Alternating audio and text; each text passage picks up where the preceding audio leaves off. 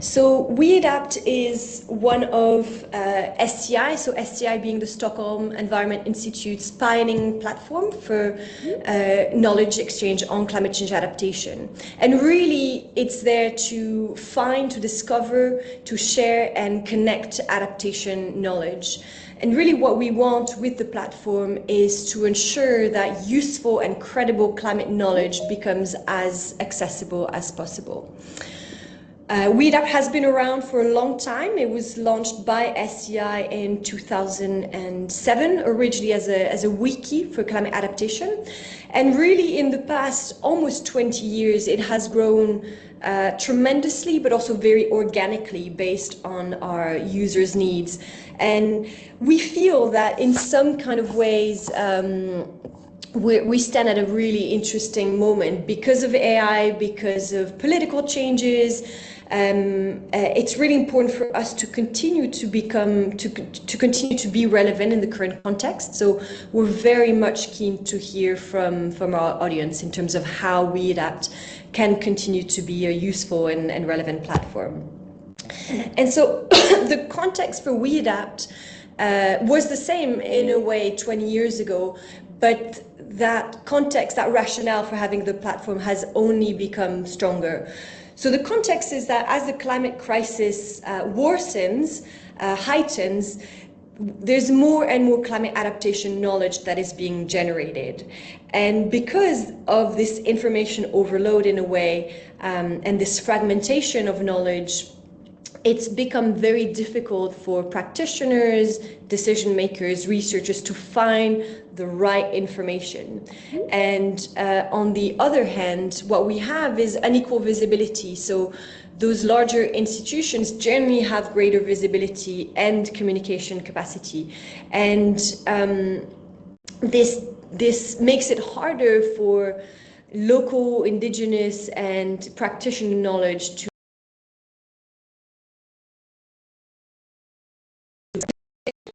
information overload, lack of trusted resources, fragmentation of knowledge, limited visibility of local knowledge, and language barriers. And that's really why the weADAPT platform was created in the first place. And so where are we at now? I'll explain more about what weADAPT does, but before I do so, I'll just give a brief snapshot about where we are at now, almost 20 years after the weADAPT platform was created in 2007. So this is data from 2025, so from last year. We had 300,000 visitors coming in from 220 countries and territories. And actually that figure has actually really increased because we suspect because of AI visits. Now we get much more, we don't just get human visits, we also get AI visits. So it's really difficult to disentangle who are the human visits and who are the AI visitors. But we have now over 11,000 registered users on the platform, 2,000 published organizations. We have over 4,000 pieces of content available. We have 41 editors who review the content, and we have translation capacities on the platform. And we can see in the back end that the content is accessed in over 89 languages. So that was in 2025.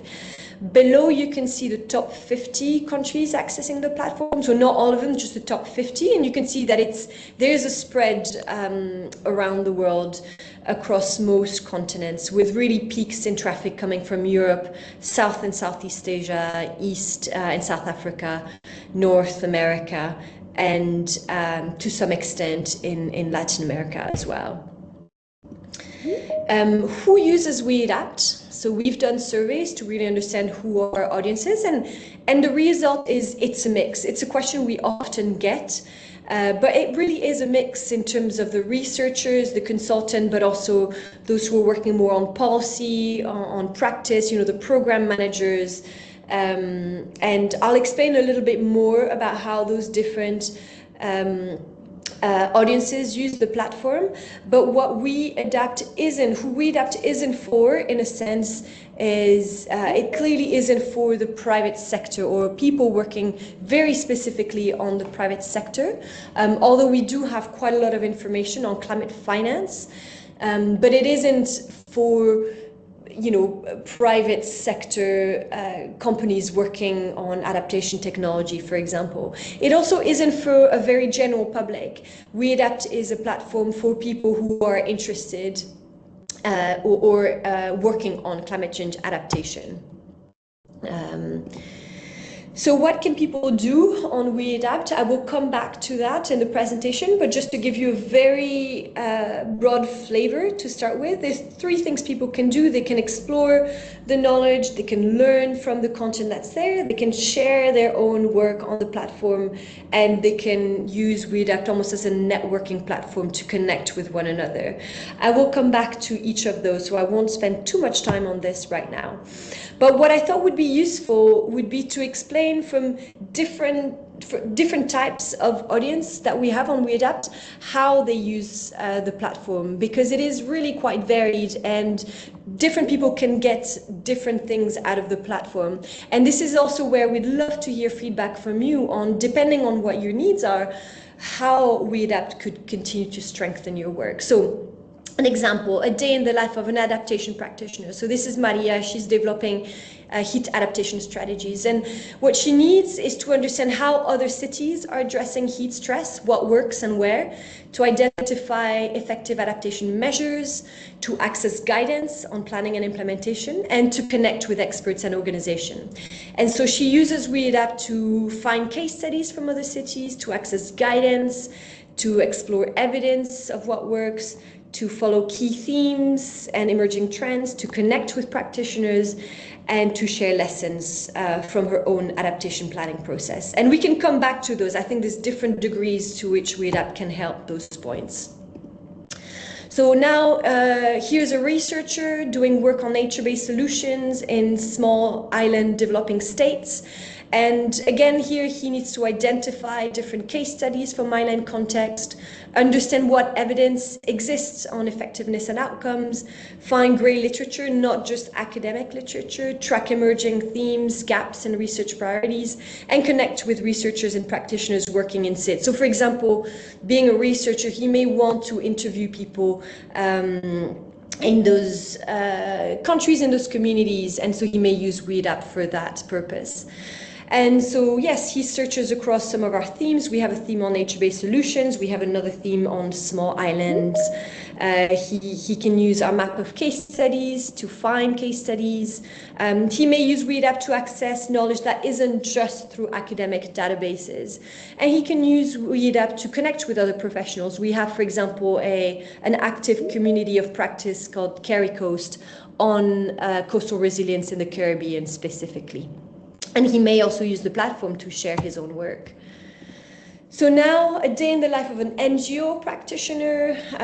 Here's someone working for an NGO supporting rural communities to adapt to climate change. And so here he can use weADAPT to find practical adaptation approaches that communities can implement, access training materials and guidance on locally led adaptation, identify partners and sources of technical expertise, and share lessons from his own project.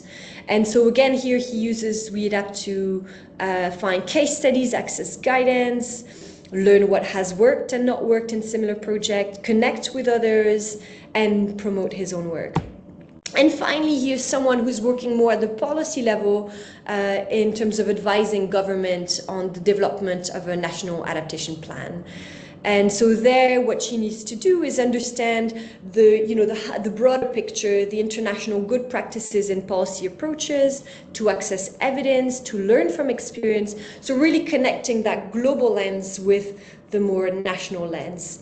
And as per the others, she uses weADAPT to find examples of adaptation and adaptation policies and plans, to access guidance, connect with others, and share experience. So I'm hoping that you see a pattern here in terms of accessing knowledge, connecting with others, and sharing people's work, but in different ways depending on which practitioner they are. So why would people use and trust weADAPT? We know from running surveys that trust element really is the #1 reason people come to weADAPT. because the content is reviewed by expert editors and it is linked with published research, reports, projects, and practitioner experience. Second, it's open and accessible. Nothing is behind the paywall. If you are a user wanting to access the platform, there's no ads, there's no payments. In fact, you don't even need to be registered as a user to access the knowledge. So we want to make that knowledge as accessible as possible. The third point is that we really try to connect the global with the local, the global reach with the local relevance. We have knowledge from across the globe and really spanning across a range of organization and type of actors. And it's really important for us to capture that global and local relevance. We want to make diverse voices heard. So we actively seek contributions from underrepresented regions, local practitioners, and indigenous and local knowledge holders. This is an area of work that is challenging because those actors who are more marginalized have less capacity, they have less visibility, and it's also more fragmented where they're located, so it's harder for us to reach them. But it's an area that we really value very much, and that's partly why we run some of these adaptation clinics, is to find ways to reach out to diverse voices. It's easy to find and to search content on the platform because we use a highly structured a structured way of presenting the content, and I'll come back to that in a minute as well. And the last point is that it's designed for use and action. What we try to highlight with the content is not just what projects exist out there, but what can users take away from those projects? What can they learn? What were the takeaways from this project, and why did it work in this context, and really what was achieved? We don't just want a database of what has been done. So now I'll take you through those three elements: learn, share, and connect. And for the first part, in terms of learning and accessing content, I'd like to show you how you can find content on the platform. The first one is that you can use our map of case study, where we have a real wealth of knowledge, both peer-reviewed but also gray literature that isn't published through academic papers. So here are a few examples from around the world. You can also search content by theme. So we have over 25 themes. The ones in lighter green are those who are currently the most active, so the most popular themes at the moment. You can also search for content by keywords. So here's, for example, a keyword on indigenous knowledge, and that will pull content that has that tagline. When we upload content, we make sure that we tag it to specific keywords, and then users can return content relevant to that keyword. We also have a search functionality at the top of the site, which is widely used. You can use weADAPT not only to find content, but also to find courses and modules and trainings, and that's in fact one of the most widely accessed part of the website, is that more practical, skills-based part of weADAPT. People also use the platform to understand key trends. So we have trends in terms of policy. We do the one on COP30 was a piece that we did in-house around COP30, a debrief of COP30. What can we take away from COP30, and how will that set priorities for the year ahead? So we do try to do these digests of key policy event, but we also prioritize content that gives that overview, not just sharing the individual local takeaways from projects or from programs, but also that bigger picture around, you know, what works and why. Now, here's an example of a piece of content that was published, just to give you a flavor of what it looks like. And one of the main reasons I want to share this is because we share the original publication. So in this case, this was a peer-reviewed paper. As you can see, the original publication is accessible on the top right. But what we do for each piece of content we publish is that we ask the users to create a summary or an abridged version of the original publication. So it means that our users, our audience, can get a taster of what the takeaways are from the original publication. If they're interested, they can download the original publication, and they do use that widely as well. We highlight the authors, their profiles is clickable, so it's also a really good way of giving the authors some visibility. So this is the rest of the article. You can see our keywords here, our themes, and the relevant organizations. Now, how do you share your work on the platform? And maybe a word there is to say that weADAPT is as useful as, it is useful if people keep contributing content on the platform. So we are actively seeking out content from people, because it means that then we get a broader variety of content. So there's a button in the top right of the site where people can submit content. This takes them to an online form where, we hope that it's user-friendly enough, but if you have any feedback, we're very eager to hear any feedback you might have. It's a Microsoft form that asks really information about your publication. So title, a short summary, a URL, etc., etc. So why would anybody publish on weADAPT? One is that you may want to reach new audiences that you may not otherwise reach, either in different geographies or in different sectors, thematic area, different actors, etc. So again, use it to improve visibility. You can track your metrics in terms of how many times a page has been viewed and how many times a piece of content has been downloaded. So you don't have to ask us that information. You can see it directly from your content page. And really also, as I mentioned, it is contributing to that horizontal learning, which is really what we want with weADAPT. We want to prioritize horizontal learning rather than just the top-down aspect of learning. And really it's there to support uptake in policy, practice, and also scientific assessment.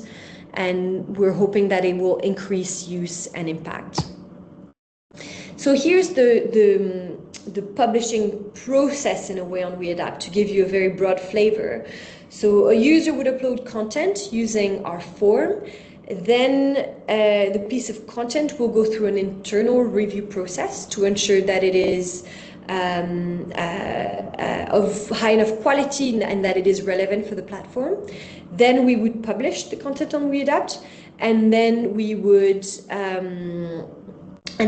reshare it on our platform and promote it via our social media. What are our requirements for featuring content on weADAPT? So each piece of content added to weADAPT should obviously be relevant to climate change adaptation, but we take that quite broadly in a sense, because any content relevant with topics such as human mobility, disaster risk, nature-based solutions, for us, all of this type of knowledge is connected to climate change adaptation. So it doesn't have, the whole piece doesn't have to, be very clearly and purely on climate change adaptation, but we also, if it's connected to those relevant fields, we would accept that content. If it's just focusing on climate change mitigation, for example, that wouldn't be something that we publish on weADAPT. The second point is that it should be open access. As I mentioned, it's really important for us to make sure that the content we share is free and open access. It has to clearly show some findings, some learnings, key takeaways, key messages. And this is because we want the content to be relevant, to be actionable for our community. And it must be already published via an organization or via a peer-reviewed journal. We do not accept original content at this point because we do not have the capacity to review it as would a peer-reviewed journal. So here are some examples of content you may want to publish. So peer-reviewed journal articles, or then in terms of non-peer-reviewed publication, we welcome working papers, reports, briefs, guidance notes, etc. We also welcome blogs, opinion and perspective pieces, provided they have been published somewhere else first and that they're not original content. We repost courses, trainings, and modules. We also post multimedia content, podcasts, documentaries, photo stories, and we have examples of most of these. People can also use the platform for sharing upcoming events or recordings of past events. And again, the key here is that the content needs to have been published via a registered organization or an institution, and we don't publish original content. So for example, something that was published on an individual researcher's ResearchGate profile wouldn't be appropriate for weADAPT. And then in terms of using weADAPT for connecting and networking, so I mentioned we have 11,000 registered users, and people can follow. Once you're registered as a user, you can follow other users, be notified when they publish content. We now have this new feature when people can send each other direct messages. However, people need to have this functionality enabled on their profile. So you can't just reach out to anybody you want. They have to have the functionality enabled in their profile. This is a new functionality. People can also communicate with one another via forum discussions. And then in terms of organizations, you can also follow content from organization and see who works where on our map. And we also have communities of practice, or networks, as we call them, on the site. This is a user page. So you can see if you go on this user, this is myself, you can follow, you can send a message. Because I've enabled the messaging option, you can see all of the content I've previously published, and you also have access to my About page and a link to my organization. Same for the organization page. This is IID, so you can see all the content they've published and a biography. You can also see members of this organization on weADAPT. So in this case, there's 28 people from IID on weADAPT. We also have networks and communities of practice, which are spaces hosted by external organizations to create a space where there can be engagement and sharing on weADAPT, and also benefit from weADAPT's audience and visibility. We have forum discussions, which are a space people can use to post questions and to post opportunities. And maybe as I'm getting closer to the end of the presentation, I want to share a word on how we define success and how we track impact. So for us, impact is not measured just by platform activity, but also by how knowledge is used and how it informs users to influence decisions and actions. So for example, success means delivering usable, inclusive, and trusted knowledge, leading to learning and capacity, influencing policy, planning and practice, connecting people, organizations, and projects, contributing to adaptation outcomes. And to track impact, there's a few things we do. So we do track analytics online. We have our own, in the back end, we have our own curated sort of impact dashboard where we collect information.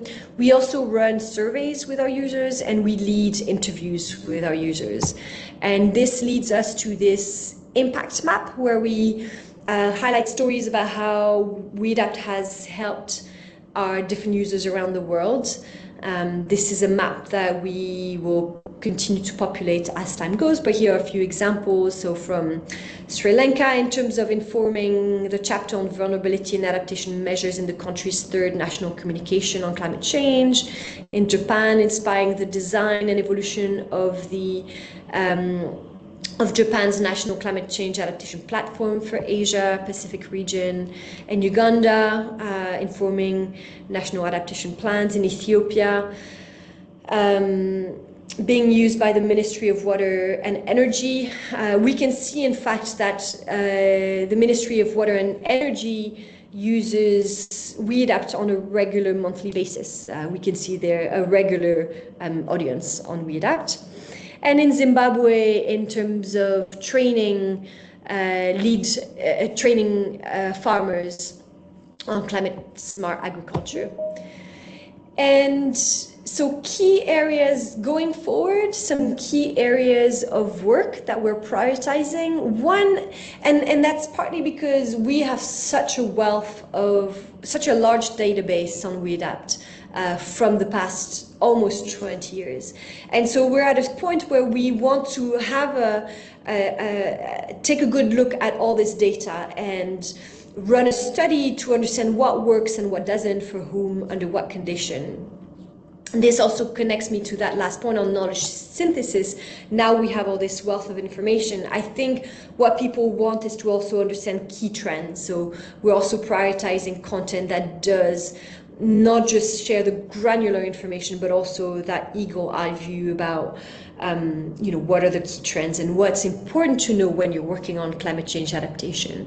Decolonizing knowledge is really important for us in terms of broadening of representation, doing more work on featuring indigenous knowledge, working on supporting the integration of indigenous knowledge and modern Western science.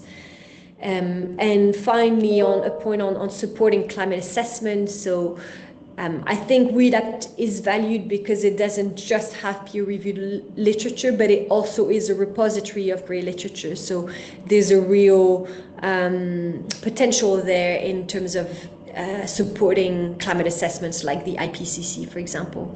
I put the bottom two in red because they really are underlying blocks that will feed into everything we do. We're exploring a lot around artificial intelligence, both in terms of how AI is impacting and influencing the platform, but also in terms of how we can use AI in an ethical way to improve our offering. And then the final point is on monitoring, evaluation, and learning. So continuing to track progress to understand what works, where and why, so we can provide better services to our community. We have microsites. Maybe this is a final point. These are paid services where we can build websites for any external organization, any programs that want a platform that uses similar functionality to weADAPT or that build on those functionalities. They're independent on weADAPT, they have their own branding, and they're a really cost-effective way of developing interactive and engaging sites. So we have 8 microsites at the moment. We've had more in the past. These are the current ones, and they're all brilliant spaces. So this is the weADAPT team. Sakina Barwani and myself are leading the platform. We have our network of editors, we have our microsites, and a number of partners. And I'll leave it there, I think. So what could weADAPT look like in 5 years? We'd love to hear from you. Here are a few ideas. We would love to know what we can improve, what your needs are, who you are. In the age of AI, how can a platform like weADAPT continue to support the adaptation community? Is it about having more granular information? Is it about having more understanding key trends? Is it about connecting with one another? And what are the barriers to all those things? So how can you be involved? You can use and explore the platform. You can share your own work. You can network with other people and other organizations. You can become an editor as well. We're always looking for new editors. Every year in the summer, especially, we welcome interns via the Oxford Internship Program, but also other potential programs. And just more broadly, collaborate with us. I think I shared a few areas of work and priorities for us. If you're doing work in those areas, please do reach out. We'd love to collaborate whether it is from a research perspective or from more of a practice perspective. So don't be shy, we are there, and Sakina is in the audience, so if you have questions for either myself or Sakina, please don't hesitate. I'm going to close there because I don't want to monopolize the whole hour. You're very welcome at this point to share any questions you might have. Maybe you've used weADAPT before and there's specific aspects that you particularly liked or you've struggled with, or you feel that weADAPT could better support your work. We'd love to know from you.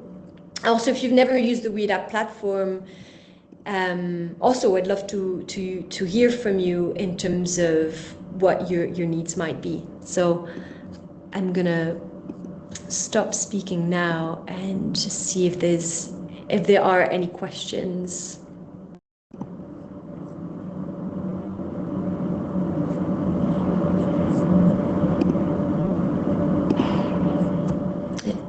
People feeling shy on a Monday? Anything that wasn't clear?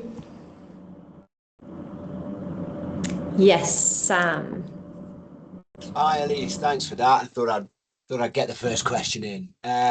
Brilliant. One of the ideas I really liked, the idea of a kind of knowledge synthesis tool. I don't know. There's something about weADAPT. It's got a contained set of literature on there, so you're limiting your search. And if you're going to use AI to do some sort of synthesis, knowing that there are bounds to what's being searched is really helpful. One of the things I wanted to ask about is helping people to understand the different perspectives on an issue. I sometimes think that we put something on a website and we give it its best shine. We give it a really nice write-up, and of course, as the writer, we want everybody to think that the contents are brilliant. But the reality is there are different ways to go about an issue. There are pros and cons and trade-offs, and everybody has, often different values that might make them value one approach over another. And so, is there anything that weADAPT could be thinking about which helps people to recognize that participation is great, but it could be done this way and it could be done that way, and those two ways may not necessarily be able to coexist? Is that something that could be explored, or is it something that maybe it's already up there and I don't know? Thanks. Yeah, great point, Sam. Thank you. And I think this is where sometimes we struggle when some organization reach out and they say, we've done this project, here's a report on this project, can we have it up on weADAPT? And what we find is sometimes, not always, but the project very much is, we did this, it led to this success, great, applaud, we want it on weADAPT. And really that's not quite the point of weADAPT. What we want is for some kind of reflection around what are the key takeaways, what worked and why.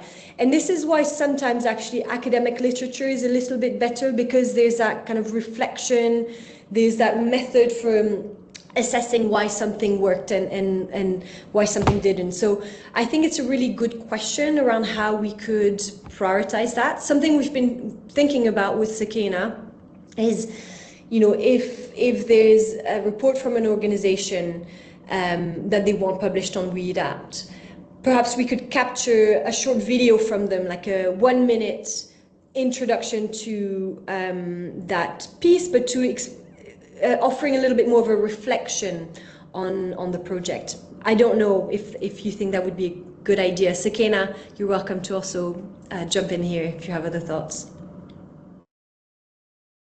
Yeah, thanks, Elise, and thanks, Sam, for the question. Maybe also just to add, I think it is something that's been sort of at the heart of weADAPT since the beginning. And one of the things that we've also tried to do is be quite almost guide users when they're sharing content to reflect on those things. So we do have as Elise mentioned, there's sort of like a semi-structured approach to try and help people think about what were the enablers and what were the barriers to the project being carried out, to the outcomes that were achieved, or if they weren't achieved, why, and under what conditions things worked and they don't work.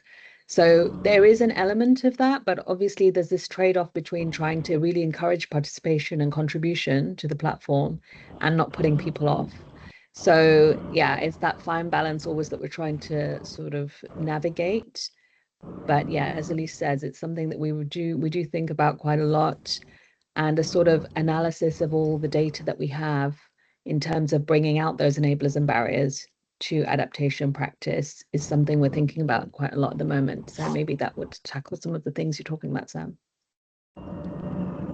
And also on your first point, Sam, on doing synthesis work on the weADAPT platform. I mean, one thing in some ways that we're concerned about is that now people use AI to find information. So why would they go to weADAPT platform? But actually, we find that so far they continue to do so, and the trust element here is key, because it's one of the main reasons why people go to weADAPT, is because there's that trust. And if we were to run synthesis work on all of the content we have on weADAPT, as you say, there's a boundary there. We know the content is trusted. It is of a certain level of quality. It's not just scanning all of the internet. And so I think there's a usefulness there.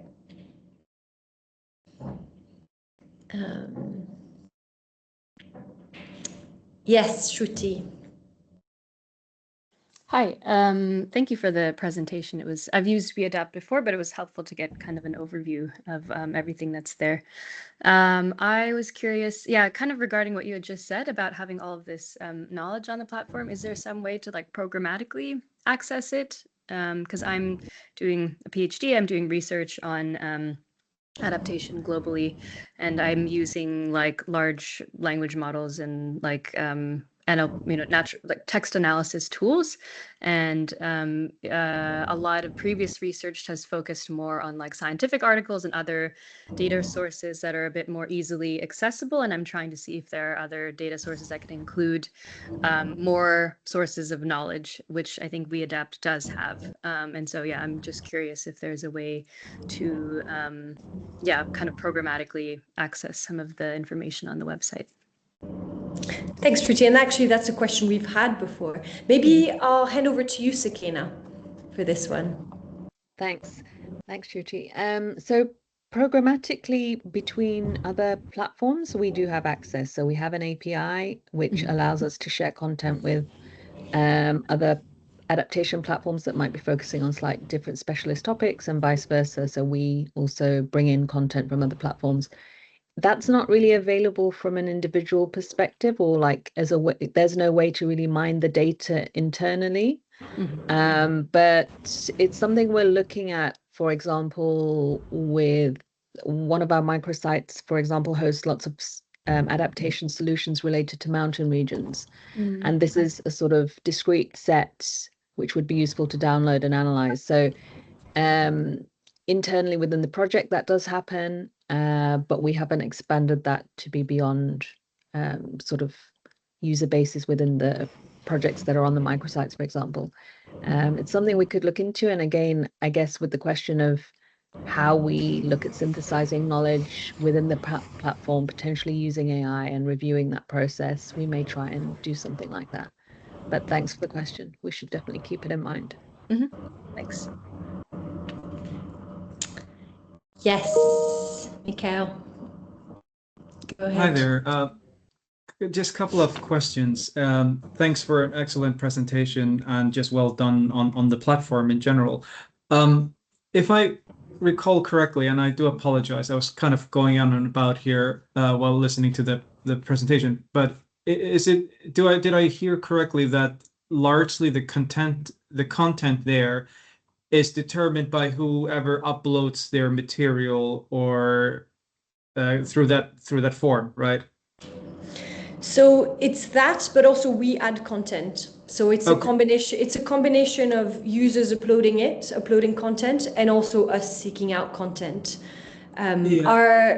Does that answer your question? I was just thinking, because I would just imagine where AI can be extremely helpful is like if you already have like a registry of institutions and let's say scientific journal articles where you usually know it's like credibility, high impact, it's probably a fairly kind of relatively administratively light procedure of kind of using AI to harvest some of the most like important publications on adaptation on a weekly or monthly basis. Of course, you might be overburdened by the amount that it harvests, but then it's the question of around prioritization. But the other thing I was wondering is, I have being on your website. Can you I think what would be really interesting is if there was ability where you could scroll down to like a specific type of climate risk, either it's a sector or it's a systemic risk definition or something. And you can, if there was any way of compiling kind of the most, I don't know, I guess going on the website, it feels like I could search for specific concepts, and whatever comes up will have varying degree of relevance, because it might just be that keyword was embedded maybe in the publication or something, but isn't necessarily a primary focus of that article. And I was just wondering if there are any reasons for why you haven't gone down the avenue of using kind of like thematic topics where you can click on it, and then it just gives you like a gateway to op-eds and the publications on that specific topic, and you just have predefined topics rather than having it kind of arbitrary, people just typing in whatever they're interested in, and then it something comes up. So happy to take your two questions, and maybe Sakina, I'm happy to hand over to you. On the first point, I think it's a really good point, and it does take a lot of work from our end to both, do rounds of review from users who submit content, but also seek out content and, add it to weADAPT. And I think there's a real potential there, which we haven't fully explored. I think it's been on the back of our minds, but having the capacities and the ability to, put it into practice in terms of developing an AI helper for doing that would be really helpful. On the second point, so I'm hoping I understand your question, but we do have keywords and themes. So for example, there's a piece of content and it talks about heat risk, for example. So we would be able to add heat risk as a keyword, and then when you click on that keyword, it pulls out all of the content that is relevant. We also have themes. So for example, it could be, we might tag the disasters risk on that article, and then when you go to the disasters theme page, it pulls out all of the content that's relevant to that theme. So does that respond to your question, or did you have something different in mind? It kind of does. It's just when I go to the themes, it just, I don't know, from an end user perspective, it's not very intuitive. Like when you have that opening themes kind of overhead, then you have trending tags. Yes. And then you just have listed content, right? And you have here, okay, climate change and adaptation in mountains. It just feels the themes are like, I don't know, they're a varying scope, like the definitional boundaries are very different. So some of them are very kind of relatively more niche. Some of them are a little bit broader. It's not kind of alphabetically ordered. It's just not necessarily the easiest way of navigating to find what it is that you're trying to search. So it's about better presenting the themes and explaining why we have those themes. And okay. Sakina, do you have anything else to share? I think you covered that, Alice, and Mikhail, thanks for the question. I think possibly also just to flag that the tags, I think this is definitely a really good point about having an easier way to maybe filter the themes and make them easier to navigate straight up. This is great feedback. And also the tags and the trending tags, they are also visible within each piece of content. So maybe that's not so obvious. But actually within each article and each case study, there are also tags. And then if you click on one of those, it will bring up everything related to that topic. So that's another way of looking at it. But maybe you've already done that, Mikhail. But then maybe also just to add here that there's another piece of work that we're developing at the moment for the website and just generally through our knowledge management work, which is further developing this tagging system to make it more to basically drive the connections between the content. So for the ability to do exactly what you were saying, Mikhail, like easily find what's really trending or what's easily get to your content of interest. We are developing a taxonomy for climate change, adaptation and mitigation, which will provide definitions of key concepts and terms, but also help visualize the relationships between terms. So again, trying to bring content to the user that maybe you don't realize is actually relevant to something you're interested in or searching for. And yeah, Thanks. that would also Thanks. help you go to more granular subject areas because key concepts will be connected through either a hierarchy or through a knowledge graph. So yeah, hopefully that helps. And I think those comments are really useful for us because we know the platform well, and sometimes it's harder for us to realize,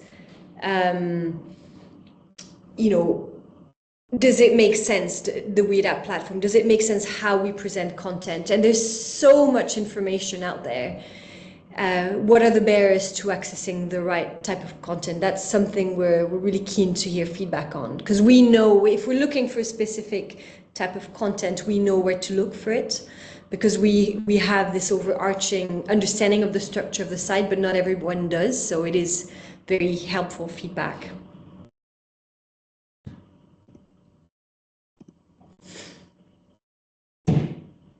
Any other questions before we wrap up?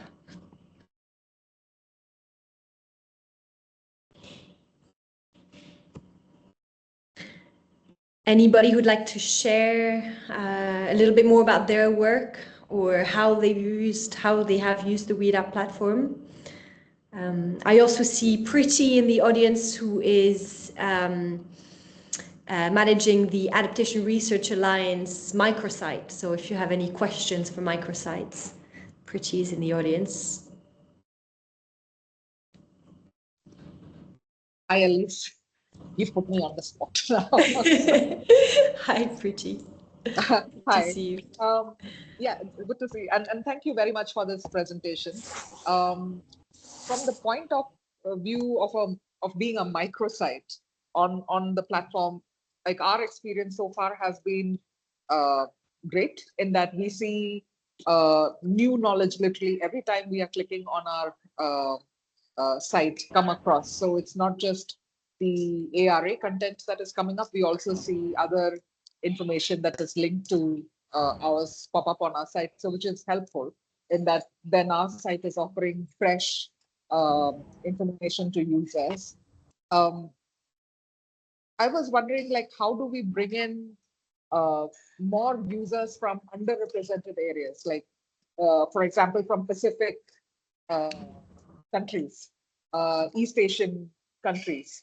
That's like our target sort of areas of concern, etc. So I was wondering how can we better use the platform to bring in more voices from those underrepresented areas? Thank you.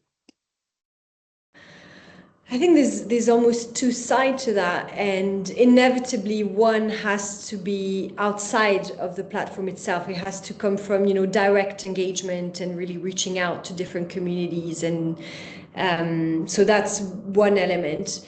On the other side, it's useful for us to know that from a weADAPT perspective, that you're trying to reach out to a specific audience, because we can do more work promoting ARA and weADAPT in certain regions. So no, it's useful feedback, Pretty. But I think from our perspective, you really need this.